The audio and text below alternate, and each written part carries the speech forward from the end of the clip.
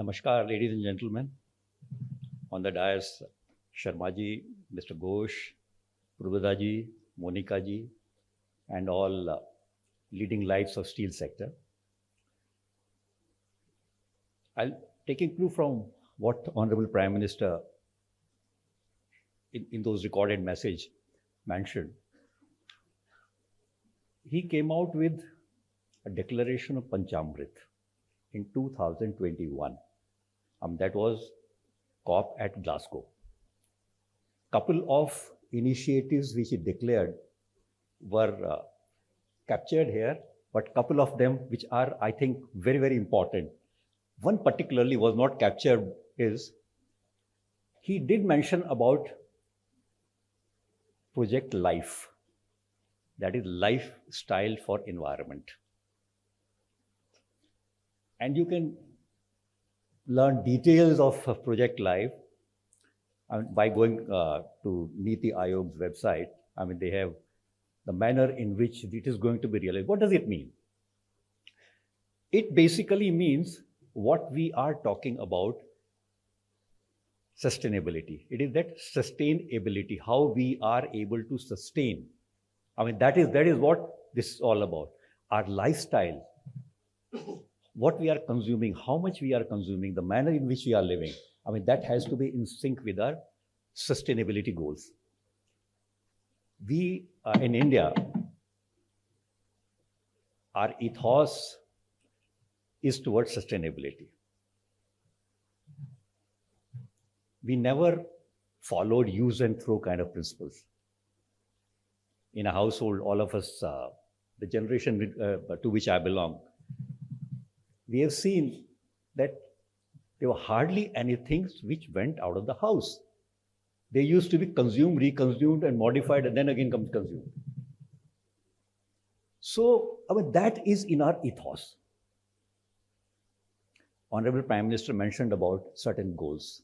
By 2070, we have to be net zero.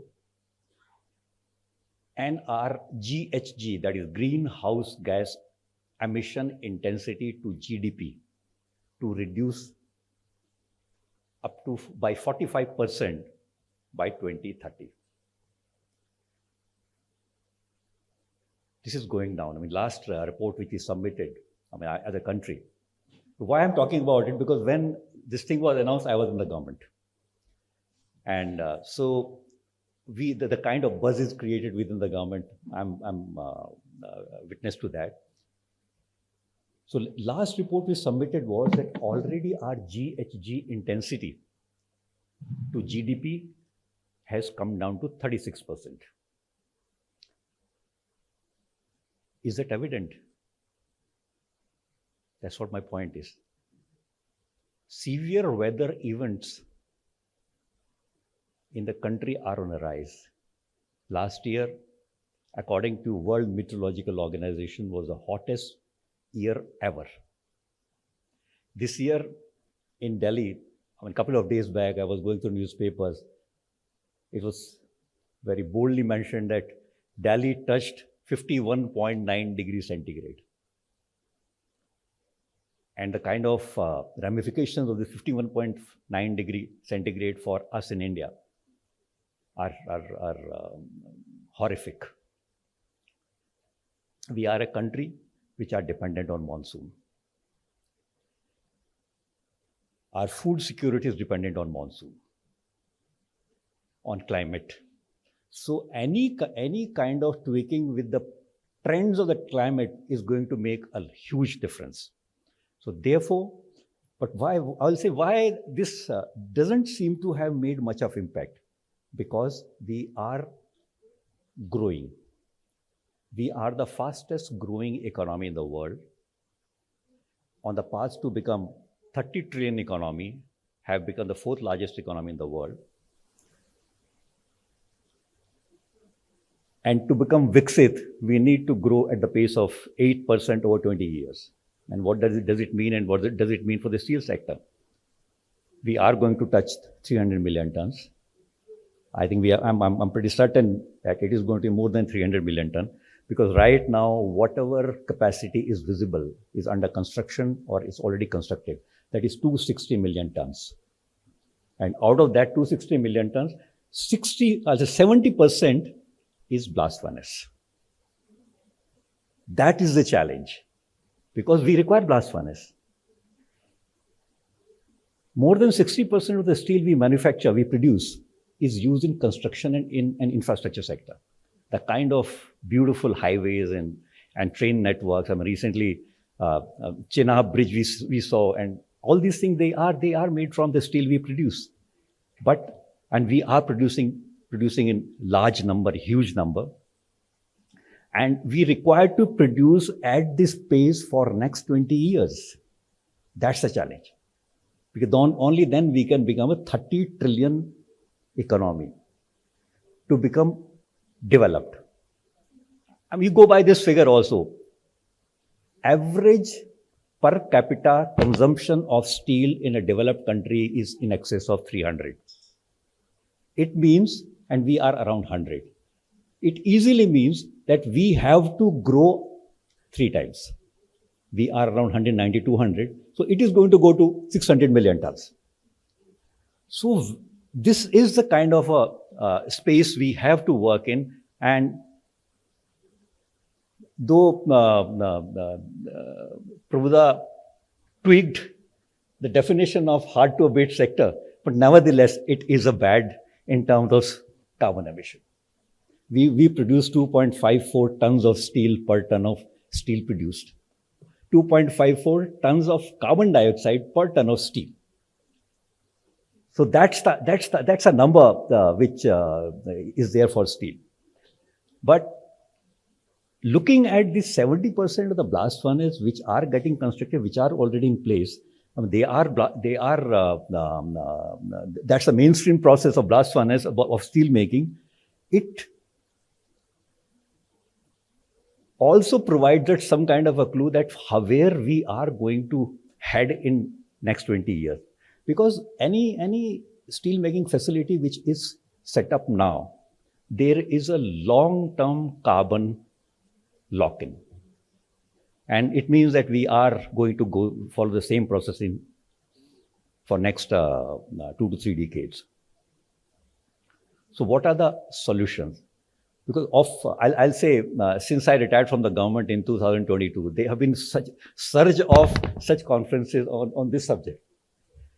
And definitely it has made an impact. I'll say it has made an impact. It has made us think. Initially, it used to be only academic discussion. The kind of technology we are thinking about, that used to be discussed. But now people are trying to implement that. So, but looking at the number, 70%, 30%, so what looks like the solution? Number one, through blast furnace route, this steel making is a carbon intensive production methodology. And there are certain pathways through which green steel can be made. Carbon emission can be reduced. But they are what I'll say the transformative technologies. They are very costly and they are not fully matured. Prabhuda mentioned about green hydrogen. Yes. More than 3 times what is really acceptable to the industry in terms of making it economically viable. Technologies, most of the technologies which looks like that they can be game changer, they are in pilot phase. So from where this thing is going to come? This is going to come from efficiency, circularity, energy efficiency particularly. So these are the measures, these are the routes through which decarbonization in small steps can happen. But they would be magnified through CCTS. I'll say carbon trading system, which has already been put in place. I'll say, again, what Honorable Prime Minister mentioned, a lot of green steel making, carbon reduction emission pathways had been spelled out by him in his in these recordings. There is a renewable energy mission. The target is 500 gigawatt by 2030, and we are in the process. We are going to surpass that. Green hydrogen, 5 million tons. That again, now every industry is upbeat about it. I'm talking about the steel sector, and we are going to be the largest consumer. So that also looks to be fully in place. And most important is CCTS. What does CCTS do? CCTS converts decarbonization, which is a cost center, to a revenue generating mechanism. It's basically transformative in nature.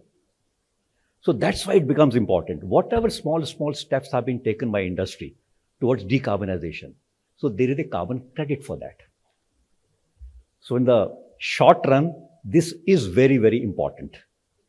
And I know once this is strengthened, and it is going to make significant difference. And the mention of CBAM also, like, through that, one thing becomes clear, that carbon now is going to be trade currency of future. That is what the kind of a shape carbon is taking. I mean, through carbon trading system, through CBMs, and CBM is in one form or the other are going to be everywhere. So, but despite all these pessimistic kind of statements, I'll say that steel is required by the nation.